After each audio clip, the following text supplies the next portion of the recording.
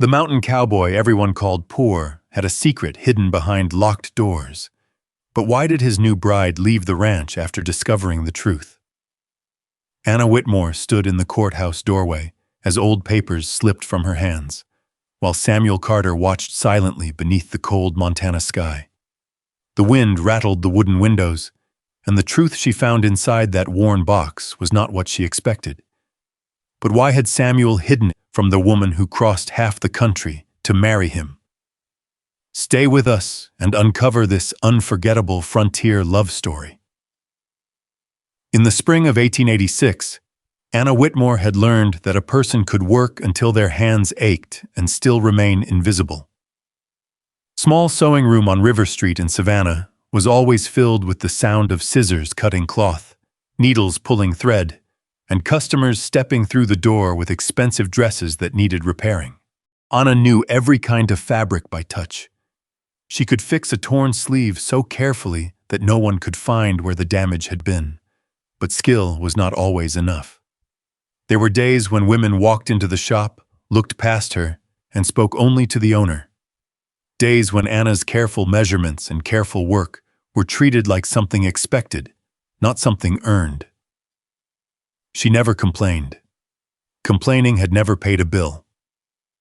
For years, she had helped run a small boarding house near the harbor, saved every coin she could, and built a quiet life with her own hands. But when the woman who owned the sewing shop passed away that winter, Anna stood in the empty room one evening and looked at the shelves of thread, the old wooden table, and the fading light coming through the window. The place had given her work, but it had never given her a future. That night, she opened the newspaper she had bought earlier that day. Between advertisements for farm equipment and train schedules was a small notice: mountain ranch owner in Montana Territory seeks wife, honest woman preferred. Life is remote, work is difficult, no promises of luxury, looking for someone willing to build a home together. Anna read the words twice. Most men who wrote such advertisements filled their letters with promises. They described large houses, easy lives, and dreams that sounded too polished to be true. This man did not. His name was Samuel Carter. His letter arrived 9 days after Anna wrote to him. The handwriting was plain. The sentences were short. He told her about Carter Ridge Ranch, high in the Bitterroot Mountains. He told her about cold winters, long roads, and the responsibility of caring for land that did not forgive carelessness. He did not say she would be happy. He did not say he would make her life easy. He simply wrote, "I need someone who understands that a home is something two people build, not something one person provides." Anna placed the letter beside her cup of tea and stared at it for a long time. A week later, she packed one trunk, one carpet bag, and the few dresses she owned. She carried no illusions with her, only a decision. The train west shook and groaned through miles of unfamiliar country. Savannah disappeared behind her. The green fields changed into endless plains, then dry valleys, then mountains rising higher every day. Anna sat by the window, one hand resting on the small leather case containing Samuel's letters. She did not know the man waiting for her. She did not know if Montana would accept her. But she knew one thing. She was tired of living a life where other people decided how much space she was allowed to take. After days of travel, the train finally reached Bitter Creek. The town was smaller than she expected. A few wooden buildings lined the dirt road. A general store stood beside a blacksmith shop. Horses tied near the station shifted their weight as the afternoon wind carried dust across the platform. Anna stepped down with her carpet bag in one hand and her trunk behind her. The moment her boots touched the wooden platform, she felt the eyes around her. People noticed newcomers quickly in places like Bitter Creek, especially one arriving from Georgia to marry a mountain cowboy. Whispers moved quietly between the station and the street. Some wondered if she understood what waited above the mountains. Some wondered how long she would last. Anna heard none of it clearly. Or perhaps she simply chose not to carry words that belonged to strangers. She gripped the handle of her trunk and pulled. No one rushed forward. No one needed to. She had carried heavier things than luggage. Then the sound of a horse came from the road. A gray horse stopped near the station. The man riding it looked nothing like the image Anna had created in her mind. Samuel Carter was tall, but not polished. His coat had seen many winters. His boots carried the marks of long days outside. His face looked like a man shaped by wind, work, and silence. He stepped down from the saddle and looked at her. Not with surprise, not with pity, just a quiet assessment. "Anna Whitmore?" "Yes, I'm Samuel Carter." For a moment, neither spoke. Then Samuel reached for her trunk. "The ride to the ranch takes 5 hours," he said. "The road is rough. If you've changed your mind, I'll take you back to the station." Anna looked past him. Beyond the town were mountains covered in distant snow, a place she had never seen, a life she had never known. Then she looked back at the man standing in front of her. There were no flowers, no promises, no easy words, only the truth. Anna placed her hand on the handle of her bag and lifted her chin slightly. "I've come too far to turn back because the road is difficult." Samuel held her gaze for a second longer. Then he nodded, and together they turned toward the mountain road. The trail leaving Bitter Creek was nothing like the roads Anna Whitmore had known in Georgia. There were no crowded streets, no carriage wheels passing every few minutes, no voices calling from open windows, only the sound of horse hooves pressing into hard ground, the creak of leather straps, and the wind moving through the tall pines above them. Samuel rode ahead, his gray horse walking steadily along the narrow path. Anna followed beside him on a smaller bay mare he had borrowed from a neighbor. The first hour passed with little conversation. At first, Anna wondered if Samuel was uncomfortable around her. Then she realized something else. The silence was simply part of who he was. He was not ignoring her. He was a man who had spent years listening to mountains, weather, and animals more than people. After another mile, Samuel looked back. "Your hands cold?" Anna glanced down at her gloves. "A little." Without saying more, Samuel slowed his horse and removed a wool blanket tied behind his saddle. He held it out. Anna hesitated. "I can manage, I know," he answered. The simple way he said it surprised her, not as if he doubted her, as if he believed her. She accepted the blanket. "Thank you." Samuel nodded once and continued riding. By late afternoon, the trees grew thicker and the air became sharper. The mountains surrounded them now. Snow remained on the higher peaks, even though spring had begun below. Small streams crossed the trail, carrying water from melting snow toward the valleys. Anna pulled the blanket tighter around her shoulders and looked ahead. Somewhere beyond those ridges was the place she had agreed to call home.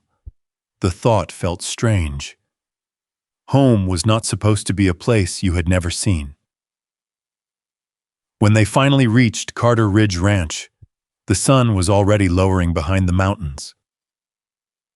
Anna expected something grand after such the long journey. Instead, she saw a simple wooden house standing alone against the wilderness. A barn, a small corral, a few fences stretching across the land, and beyond them, open mountains disappearing into the distance. Samuel stopped near the gate. "This is it." Anna climbed down slowly. The ranch was quiet, not empty. Quiet. There was a difference. A few horses moved inside the barn. Smoke rose from the chimney. A stack of chopped firewood sat neatly beside the wall. Someone had prepared for her arrival. She noticed that before anything else. Inside the house, Samuel opened the door. The room smelled of pine wood, coffee, and the faint smoke of the fireplace. There was a small kitchen, a sturdy wooden table, shelves with supplies, and a chair near the window facing the mountains. "It's not much," Samuel said. Anna looked around. The words sounded familiar. Men often said things were not much when they had spent years building them with their own hands. She noticed the careful details, the repaired floorboards, the clean dishes stacked beside the stove, the folded blankets, the tools hanging neatly near the back door. This was not a place abandoned by someone who had given up. This was a place maintained by someone who had carried everything alone. Samuel walked toward a small hallway. "Your room is here," Anna followed. The room was simple: a narrow bed, a small dresser, a lamp, a braided rug beside the window. It was not luxurious, but it was prepared. She placed her carpet bag beside the dresser. "You did this yourself?" Samuel looked at the room. Eleanor helped with the curtains. Anna touched the edge of the fabric gently. The stitching was uneven in a few places, not the work of a professional. Someone had made them because they wanted the room to feel welcoming. "She seems thoughtful," Anna said. "She is." A small silence followed. Then Samuel cleared his throat. "There is coffee in the kitchen. Supper will be simple." Anna looked at him. "I did not come expecting a hotel." Something almost like a smile crossed his face. Almost. Then he stepped away. That first evening passed quietly. Samuel showed her where the supplies were kept. He explained which door needed extra force when the wind came from the north. He pointed out the path to the well and the small garden area behind the house. Anna listened carefully. She had learned long ago that information was a form of security. A person who understood their surroundings was less likely to be caught unprepared. The next morning, she woke before sunrise. Old habits. In Savannah, early mornings had always been the quietest part of the day. She dressed, tied her hair back, and entered the kitchen. Samuel was already there. A cup of black coffee sat beside him. He looked up. "You sleep well?" "Well enough." He nodded. Neither of them knew what else to say. But it was not an uncomfortable silence. Not anymore. Over the next several days, Anna began learning the rhythm of the ranch. She helped organize the kitchen shelves. She counted supplies. She repaired a torn curtain and fixed 2 shirts Samuel had nearly thrown away. "You were going to replace these?" she asked, holding up the shirts. Samuel looked at the worn fabric. "They've served their purpose." Anna folded the shirt carefully. Things can still be useful after they have been worn. Samuel watched her for a moment. Then he took the shirt back. "I'll remember that." Slowly the ranch began changing. Not dramatically, not overnight. A different jar sat in a different place. The pantry was easier to find things in. The kitchen table had a small cloth covering it. A second cup appeared beside Samuel's coffee pot every morning. Neither of them mentioned it, but both noticed. One afternoon, while looking through old ranch records, Anna found something unusual. A page was missing from the ledger. She turned another page, then another. Several entries had been removed, not damaged, removed carefully. She looked towards her window. Outside, Samuel was repairing a section of fence. Later that evening, she noticed a small wooden storage building behind the barn. The door had a new lock, not the kind used for tools, the kind used for something someone wanted kept private. That night, the house was quiet except for the sound of wind against the walls. Anna sat at the kitchen table with a cup of tea growing cold beside her. Samuel entered carrying a lantern.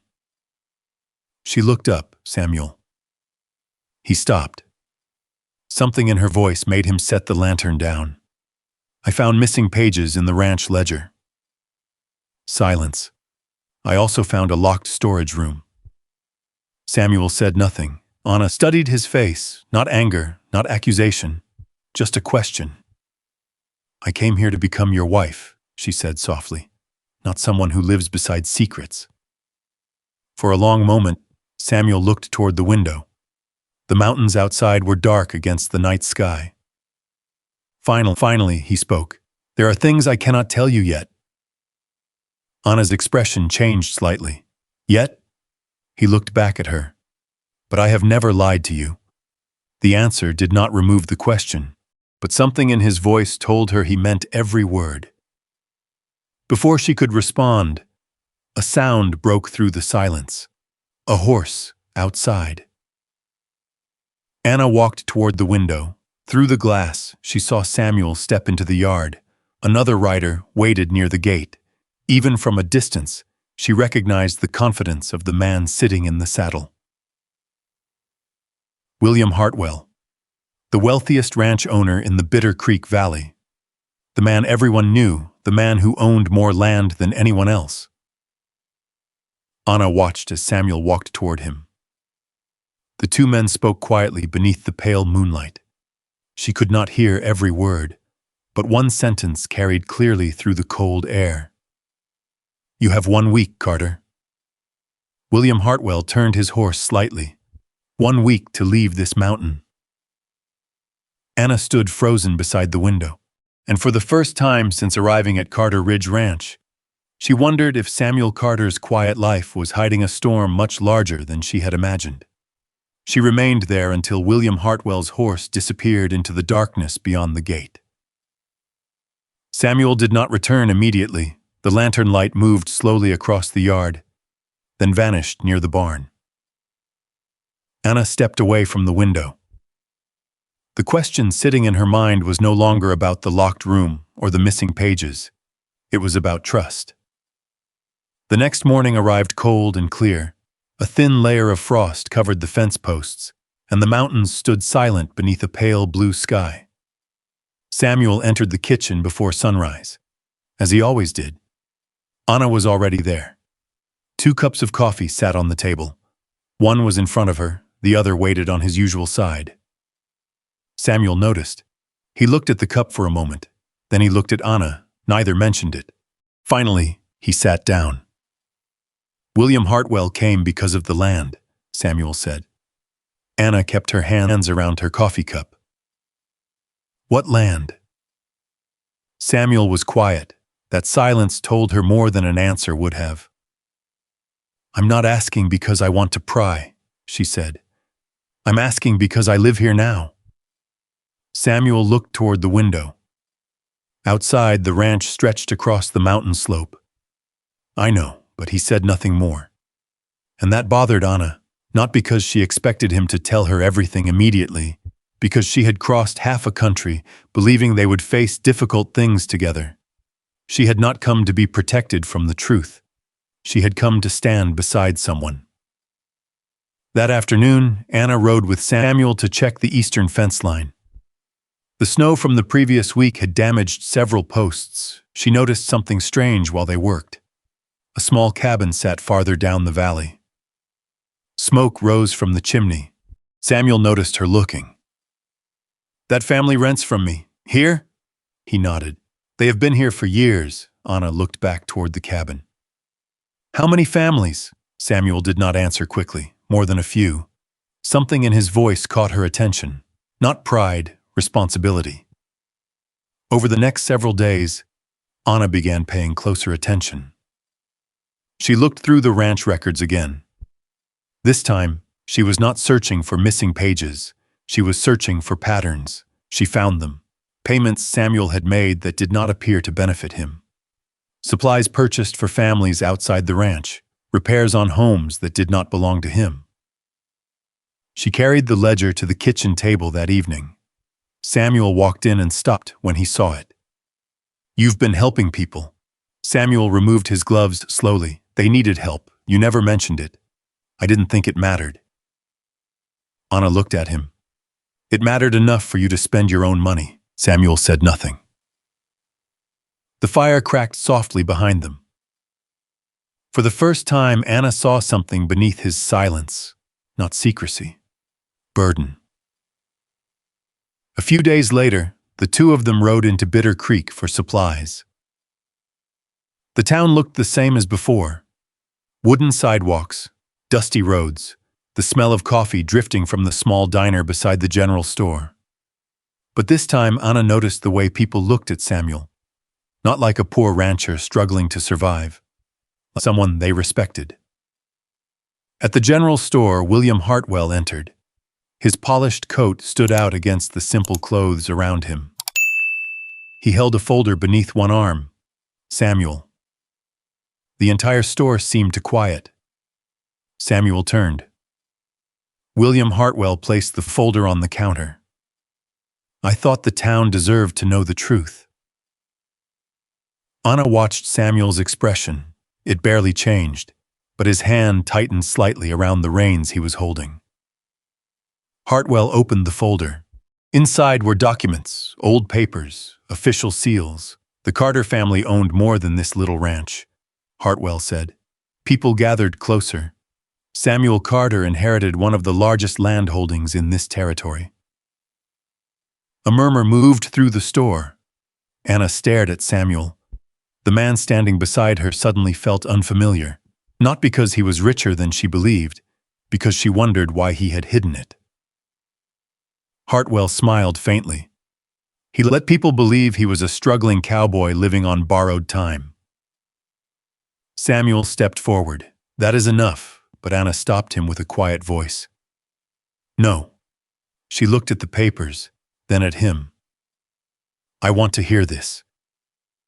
The crowd slowly faded into silence. Samuel looked down. For several seconds, the strong, quiet man who faced storms and mountain winters without fear seemed unable to find the right words. Finally, he spoke. My father left me land, his voice was low, but I didn't want it to become another way for powerful men to take from people who had nothing. Anna listened. I gave up most of what I inherited. I kept this ranch. Why? The question left her mouth before she could stop it. Samuel looked at her. Because this place mattered. The answer was honest, but it was not enough. Not yet. That night, back at Carter Ridge Ranch, Anna stood near the doorway of the house. The mountains were dark. The wind moved through the trees. Samuel stood across from her. You should have told me, I know. Why didn't you? He looked away, and that small movement hurt more than anger would have. Because every person who came close to me eventually wanted something from what my family had. Anna's face softened slightly, but she remained still.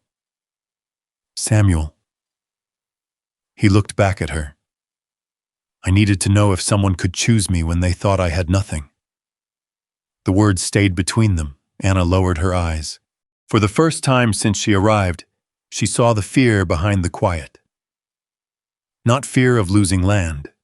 Fear of losing the one thing he had never been able to buy. Someone who stayed, but the question remained. Had Samuel protected their future? Or had he built their marriage on a secret? And Anna knew she would have to decide whether the truth he hid was a betrayal, or the reason he had been alone for so many years.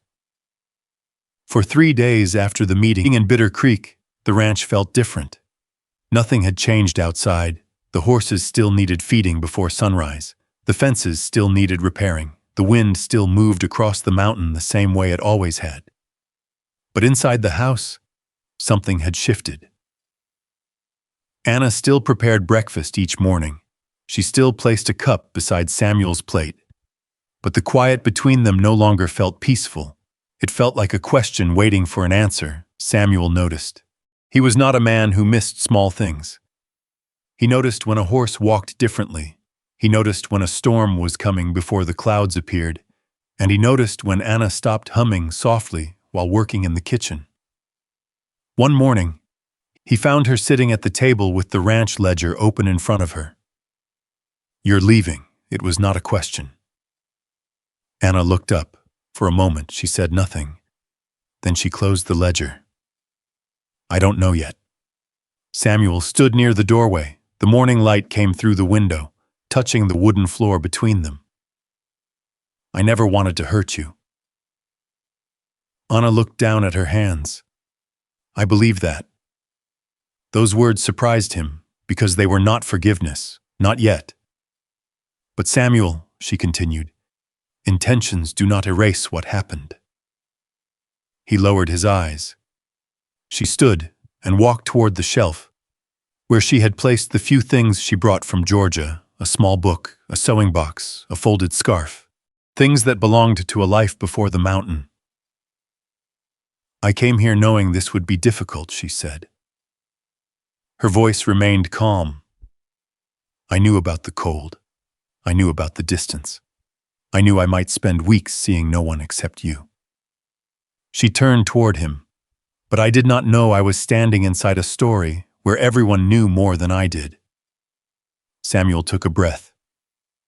"I was afraid." Anna looked at him. The honesty in his voice stopped her for a moment. Not because it solved everything, because Samuel Carter was not a man who admitted fear easily. "I spent most of my life watching people change when they learned what my family had," he said. "Friends, business partners, people who suddenly saw land before they saw me." He looked toward the window. "When you came here, I wanted one person to meet Samuel Carter, not the Carter name." Anna's expression softened, but the hurt remained. "I understand why you were afraid." She stepped closer. "But you decided for me." The words landed quietly. Samuel had faced angry men, harsh winters, and years of uncertainty. But that sentence seemed heavier than all of them because he knew she was right. He had protected himself from losing her before he had ever given her the chance to choose. The next morning, Anna began packing. There was no anger, no dramatic goodbye, just the quiet sound of a woman putting her life back into a trunk. She folded each dress carefully. She wrapped her sewing tools in cloth. She placed Samuel's letters inside the bottom drawer and paused. For a moment, she held them, then she put them away. Samuel stood outside near the barn while she prepared. He did not stop her, not because he did not care, because he cared enough not to make her stay out of guilt. When Anna walked out carrying her carpet bag, the mountain wind moved through the yard, the same wind that had greeted her weeks earlier. The same road waited beyond the gate. Samuel held the reins of her horse. "I'll take you to Bitter Creek." Anna looked at him. "You don't have to, I know." The answer was quiet. "I want to." They rode down the mountain without many words. The trail that once felt unfamiliar now carried memories. The place where Samuel had shown her the creek, the hill where they had repaired the fence together, the meadow where she first understood that the ranch was more than wood and land. When they reached the edge of town, Samuel stopped. Anna looked at the mountains behind them, then at him. She removed the small key to her room from her pocket. For a second, her fingers closed around it, then she placed it in his hand. "I came here because I thought I was looking for a place to belong." Samuel looked at the key. Anna swallowed. "But I cannot build a home on things left unsaid." The words were gentle, that made them harder. Samuel closed his fingers around the key. "I understand, that was all. No promises, no request, no attempt to change her mind." Anna looked at him longer than she expected. Part of her wanted him to fight, to tell her not to go, to prove that losing her mattered. But another part of her saw something else. Samuel was letting her leave because he respected her choice, and somehow, that hurt even more. She turned away. By evening, Anna was staying at the small boarding house in Bitter Creek. The room was clean, the bed was warm, the town was closer than the mountain. Yet that night, as rain tapped against the window, she found herself listening for sounds that were no longer there. No footsteps across wooden floors, no quiet voice asking if the fire needed more wood, no second cup placed beside her coffee pot in the morning. 3 days later, someone knocked on her door. It was Benjamin Hayes, the local lawyer. He carried an old wooden box. Anna recognized the Carter family mark carved into the lid. "Mr. Hayes?" He removed his hat. "Anna, there is something Samuel never wanted you to see unless he had no other choice." She looked at the box. "What is it?" Benjamin placed it on the table, everything he was too afraid to explain. Anna slowly opened the lid. Inside were old letters, land documents, receipts, records of payments made to families who had nowhere else to go. She picked up one letter. The handwriting was Samuel's, but it was not addressed to her. It was never sent. Benjamin spoke quietly. Samuel did not hide the truth because he thought you were not strong enough to handle it. Anna looked at the pages in her hands. Then why?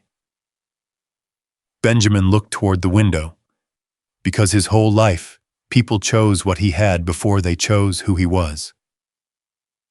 He paused, and for the first time, he wanted someone to stay before knowing what he could give them. Anna sat there without moving.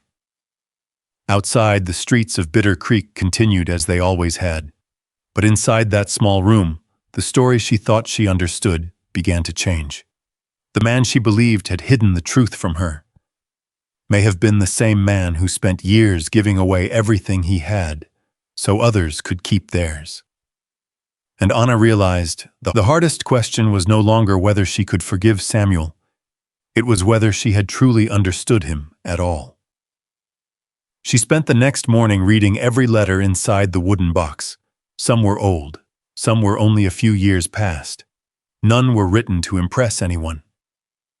That was the first thing Anna noticed. Samuel Carter had never written like a man trying to be admired. He wrote like a man trying to make sure things were done properly. One letter described a family near the northern edge of the valley whose roof had collapsed after a winter storm. Another contained a receipt from the general store in Bitter Creek for flour, medicine, and blankets. Anna ran her finger over the paper. The handwriting was Samuel's. The money came from him. But his name was never mentioned. Benjamin Hayes sat quietly across from her. He never wanted credit, he said. Anna looked up. Why? Benjamin folded his hands over his walking stick. Because he believed helping someone and owning their gratitude were two different things. The room became quiet. Outside, a wagon rolled past the boarding house. Someone laughed on the street. Life in Bitter Creek continued. But Anna felt as though she was seeing Carter Ridge Ranch for the first time, not as a lonely place, not as a struggling ranch, but as a place held together by a man who had spent years carrying responsibilities no one knew existed. Benjamin reached into the box and pulled out another document. This is the part William Hartwell does not want anyone to see. Anna took the paper. It was a land agreement, not a sale, a protection agreement. Samuel had used his inheritance to purchase rights and prevent several small families from being forced off their homes, families who had no powerful names, no wealthy relatives, only a piece of land they had worked for years. Anna looked at Benjamin. William knows about this, he does, and that is why he wants the ranch. Benjamin nodded. Carter Ridge sits on land that has become more valuable. Hartwell wants control of the entire valley. Anna looked down at the documents. A week earlier, she had thought Samuel was hiding wealth. Now she understood. He had been hiding sacrifice. That afternoon, Anna walked through Bitter Creek. The mountain wind carried the smell of wood smoke and fresh coffee from the small diner near the station. She passed the same wooden sidewalks she had walked on when she first arrived. Back then, everyone had watched her. Now she barely noticed them. Her thoughts were somewhere far above the town, on a mountain ridge, at a small house, with a man who had never asked her to stay, only hoped she would choose to. The next morning, a messenger arrived from the ranch. William Hartwell had officially filed a claim against Carter Ridge Ranch. The hearing would take place in Bitter Creek within days. Samuel was fighting alone, and Anna knew exactly what that felt like. She had spent years doing the same. She packed her bag, not because she was returning as Samuel's wife, not because she had forgotten the hurt. She packed because she had made her choice. When Anna reached Carter Ridge Ranch, the afternoon sun was falling behind the mountains. The gate creaked as she pushed it open. Samuel was near the barn, repairing a broken section of fence. He stopped when he saw her. For a moment, neither moved. The wind passed between them. Then Samuel lowered the hammer in his hand. Anna. Her name sounded different this time, not like a greeting, like a question. She stepped closer. I read everything. Samuel looked away. I didn't want you to find out that way. I know. He looked back. There was surprise in his eyes. Anna held the wooden box against her side. I was angry because you did not trust me with the truth. Samuel nodded. You had every right, but I also realized something. She looked toward the mountains. You were not hiding a fortune, a small pause. You were hiding the reason you had nothing left. Samuel said nothing. He rarely did when words mattered most. Anna took another step. I still don't like that you decided what I could handle. I know. And I still think you should have told me. I know. The answers were simple, but they were different now. Before, silence had been a wall. Now it felt like a door slowly opening. That evening, Anna sat at the kitchen table while Samuel prepared coffee. The same kitchen, the same wooden walls, the same mountain outside the window. But something had changed. Not everything was repaired. Not yet. A person did not rebuild trust in a single conversation. But sometimes, rebuilding began with two people choosing to remain in the same room. The next morning, they rode back toward Bitter Creek together, not as a perfect couple, not as two people who had forgotten what happened, as two people willing to stand on the same side. William Hartwell was waiting. So was the courthouse, and the entire town would soon learn what Anna Whitmore already knew. The quiet cowboy on the mountain was not a poor man trying to hold on to a dying ranch. He was a man who had given away almost everything he had to protect what mattered. And now, for the first time, he would not face the fight alone. May you have known a moment like Samuel did. A moment when you carried something quietly for so long that you forgot what it felt like to let someone stand beside you. And maybe, like Anna, you have wondered whether a person's silence was a sign they did not trust you, or a sign that they had been carrying a burden they never knew how to share. Their story was never only about a mountain ranch or a hidden truth. It was about two people who discovered that love is not built from perfect beginnings. It is built when two hearts are willing to be honest, to forgive, and to choose each other again after the hardest moments. Because sometimes, the person standing beside you is not the one who saves you from the storm. Sometimes they are the one who stays with you while you learn how to walk through it. If you were in Anna's place, would you have returned to Carter Ridge Ranch after learning Samuel's secret? Share your thoughts in the comments. We would love to hear your story, and if stories of love, courage, and second chances from the old frontier still speak to your heart, consider subscribing. There are many more unforgettable journeys, hidden truths, and healing moments waiting for you in the stories ahead.